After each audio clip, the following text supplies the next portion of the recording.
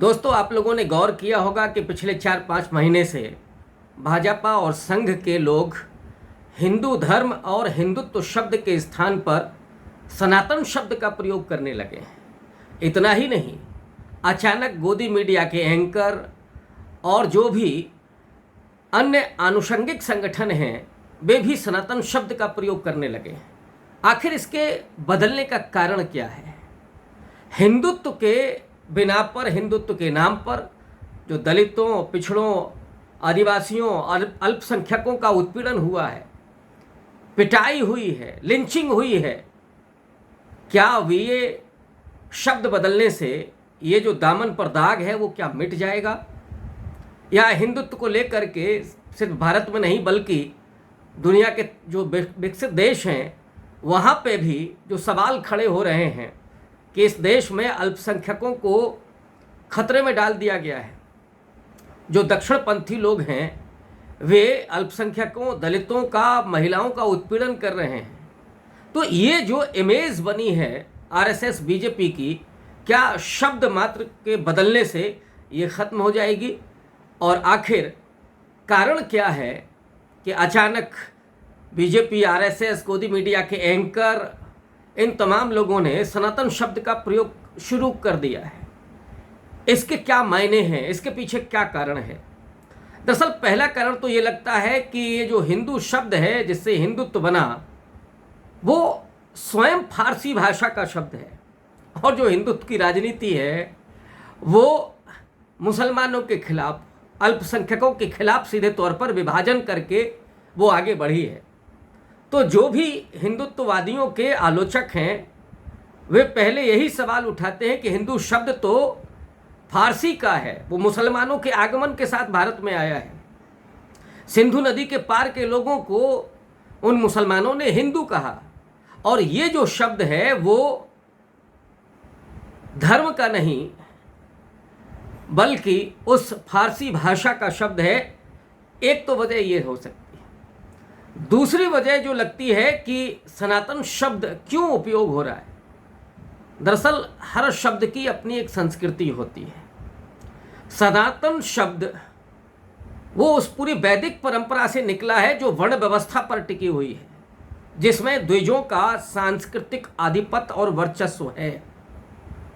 और उस पूरे इतिहास में जाकर के आप देखें तो लगातार जो क्रांति और प्रतिक्रांति का इतिहास रहा है, चारवाक आए हों, बुद्धिज्म आया हो, जैनिज्म आया हो, उसके खिलाफ जो प्रतिक्रांति पैदा हुई और उसमें कभी स्मृतियाँ लिखी गईं, कभी उसमें पुराण लिखे गए, तो कभी भागवत आती है। इनके जरिए फिर से उस वर्ण व्यवस्था को मजबूत करने और इस देश में सामाजिक जो विषमता है उसको कायम रखने की पुरजोर कोशिश और पूरा विमर्श सामने रखा गया है, उसको पूरा पैदा किया गया है। लेकिन मुझे लगता है कि इसका जो सबसे बड़ा कारण है वो है कि हिंदुत्व के बरक्स जो इस समय काउंटर नैरेटिव है वो है बाबा साहब भीमराव अंबेडकर की वैचारिकी। वो अंबेडकरवाद है, वो जय भीम का नारा है जिसकी गूंज अब यूएनओ तक पहुंच चुकी है। और ये जो अंबेडकरवाद है वो जब तक बौद्ध धर्म की आप बात नहीं करेंगे, बाबा साहब के नवयान की बात नहीं करेंगे, तब तक वो मुकम्मल नहीं हो सकता है। हम लोग जानते हैं कि बाबा साहब अंबेडकर ने 14 अक्टूबर 1956 को जो बौद्ध धर्मांतरण किया, उन्होंने येवले, नासिक में जो 13 अक्टूबर 1935 को वायदा किया था कि मैं एक अछूत हिंदू के रूप में पैदा हुआ हूँ, मेरा वश नहीं था, लेकिन मैं हिंदू के रूप में मरूंगा नहीं। और 21 साल के बाद उन्होंने नागपुर की उस ज़मीन पर जब बौद्ध धर्म ग्रहण किया तो उन्होंने 22 प्रतिज्ञाएं की। और पिछले अगर आप 2 सालों को देखें तो जिस तरह से भारत के बहुजनों ने, दलितों ने, पिछड़ों ने जो 22 प्रतिज्ञाओं को दोहराया है और इसके लिए उन्होंने सेक्रीफाइस भी किया है। जो बौद्ध सम्मेलन हो रहे हैं और बाबा साहब अंबेडकर का जिस तरह से व्यक्तित्व और उनका विचार इस देश में बहुत तेज़ी से आगे बढ़ रहा है, और इसको मैं दूसरे शब्दों में कहूँ तो अगर 20वीं शताब्दी महात्मा गांधी और नेहरू की थी तो 21वीं शताब्दी डॉक्टर भीमराव अंबेडकर की है। और बाबा साहब अंबेडकर तो वो हैं कि जिन्होंने इस हिंदुत्व की चुनौती को, हिंदू राष्ट्र के खतरे को बहुत पहले भांप लिया था। 1940 में बीबीसी को इंटरव्यू देते हुए उन्होंने सीधे तौर पर कहा था कि अगर इस देश में हिंदू राष्ट्र बनता है तो वो सबसे बड़ी आपदा साबित होगा।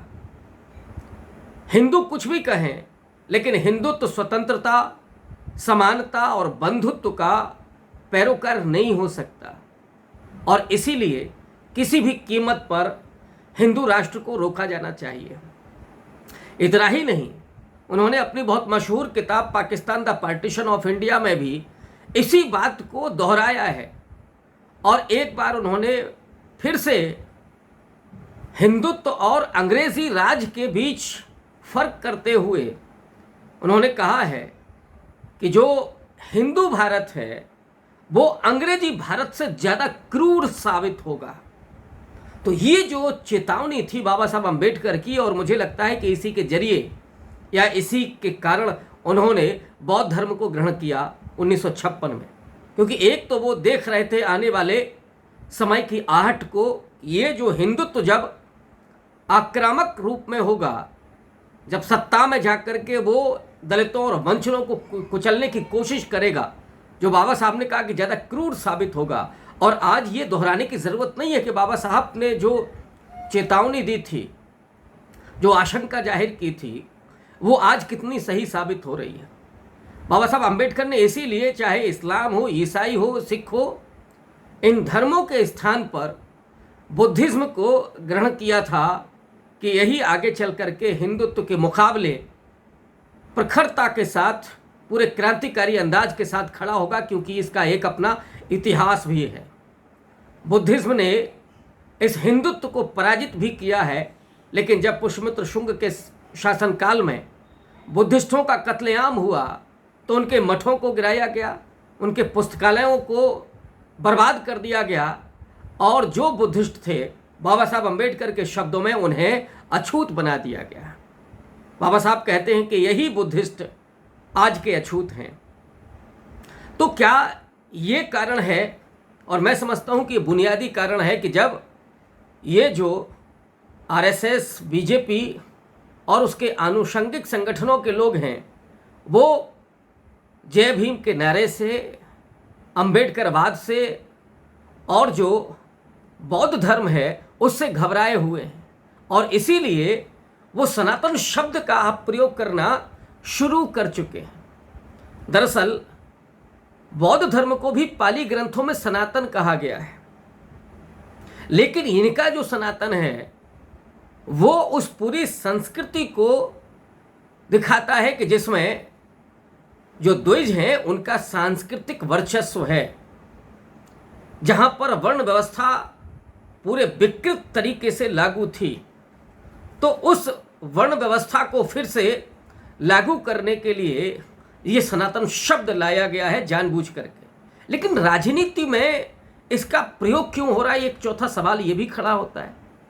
दरअसल पिछले 75 साल की अगर राजनीति को देखें तो उसमें मान्यवर कांशीराम के समय या उसके पहले से डॉक्टर लोहिया ने जो पिछड़ी जातियों के और दलित जातियों के चेतना को बढ़ाने का काम किया, और उस जाति की चेतना के जरिए जो पराधीनता है, जो शोषण है और उस अन्याय के खिलाफ इस समाज को एकजुट करके द्विजों के आक्रमण, उनके सांस्कृतिक वर्चस्व के सामने खड़ा किया, और आगे चल करके इसने एक राजनीतिक ताकत का रूप धारण किया कि जब इसी उत्तर प्रदेश में 4 बार बीएसपी की सरकार बनती है, 3 बार मुलायम सिंह यादव की सरकार बनती है, और इस राजनीति को जाति की राजनीति कहा जाता है। तो क्या इस जाति की राजनीति, जो जाति आइडेंटिटी है, जो उत्पीड़न और शोषण से उपजी हुई है, जो अब अपने सम्मान और स्वाभिमान की रक्षा के लिए, सामाजिक सुरक्षा के लिए जो उस जातिगत चेतना के जरिए हिंदुत्व के सामने डट कर के मुकाबला कर रही है। आप याद कीजिए कि अभी स्टालिन ने जिस बात को कहा, उन्होंने कहा कि अब सनातन बनाम सोशल जस्टिस की पॉलिटिक्स होगी। तो ये जो सोशल जस्टिस की पॉलिटिक्स है उसकी बुनियाद जाति है और जाति की प्रताड़ना है, जाति के अधिकारों का हनन है, जाति के सम्मान और स्वाभिमान को तोड़ा जाना है। और जब राजनीति होती है, जो बाबा साहब का सपना था कि दिल्ली में लाल किले पर जब वो दलित तिरंगा फहराएगा तो इस देश में समता, न्याय और बंधुत्व स्थापित होगा। असली स्वतंत्रता और समता तभी स्थापित होगी जब दलित सत्ता में होगा। लेकिन आज ये जो हिंदुत्ववादी हैं वो बहुत बारीकी के साथ इस डिस्कोर्स को ख़त्म करने के लिए सनातन शब्द को लेकर के आए हैं और वे उस प्राचीनता को स्थापित करना चाहते हैं। वो विश्वगुरु भारत का जुमला दिया जा रहा है और वो विश्वगुरु क्या है?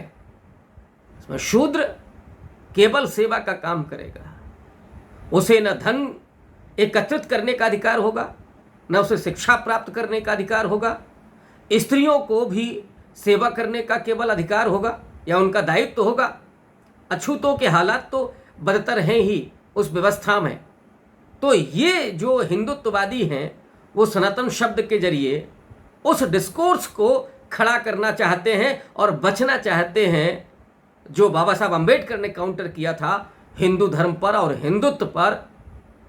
और ये जो काउंटर नैरेटिव है, ये जो मुकाबला है नीले रंग का, ये जय भीम का, उस मुकाबले का वे शब्द बदल करके धीरे से किनारा कशी करना चाहते हैं। लेकिन मुझे लगता है कि संघ, भाजपा और गोदी मीडिया के एंकरों की ये रणनीति, ये चाल कामयाब नहीं होगी। बहुत बहुत शुक्रिया।